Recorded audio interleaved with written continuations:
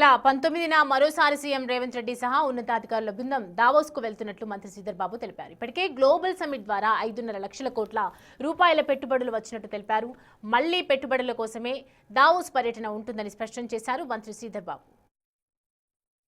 Sir, రేపు 19వ తారీఖు నాడు మరొక మారు దావోస్కు సంబంధించి వరల్డ్ ఎకనామిక్ సమిట్, వెఫ్ సంబంధించి వరల్డ్ ఎకనామిక్ ఫోరంకి సంబంధించి సమిట్ మరొకసారి ముఖ్యమంత్రి గారి నేతృత్వంలో మేము కానీ అధికార బృందం కూడా మళ్ళీ పాల్గొనడం జరుగుతుంది. దీని ముఖ్య ఉద్దేశం అధ్యక్ష, మొన్ననే ఈ తెలంగాణ రైజింగ్ గ్లోబల్ సమ్మిట్కి సంబంధించి 5 లక్షల పై చిలుకు పెట్టుబడులకు సంబంధించి మొన్ననే వచ్చినాయి.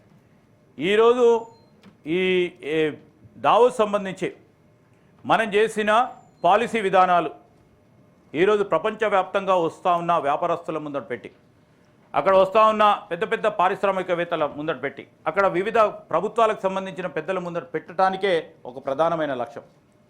ఈ వాతావరణం మా దగ్గర ఉందని చెప్పుకోవడానికి. రెండవది, ఇన్వెస్ట్మెంట్ వచ్చేవారు చేస్తారు, కానీ ఈరోజు స్పెసిఫిక్గా ఈ పాలసీ ఇనిషియేటివ్స్ని ఈ వరల్డ్ ఎకనామిక్ ఫోరం ద్వారా జనవరి 19th నాడు మొదలు కాబడే దీంట్లో స్పెసిఫిక్గా ముందుకు తీసుకెళ్లే ప్రయత్న భాగంలో ముందుకు వెళ్తా ఉన్నాం. సార్, రేపు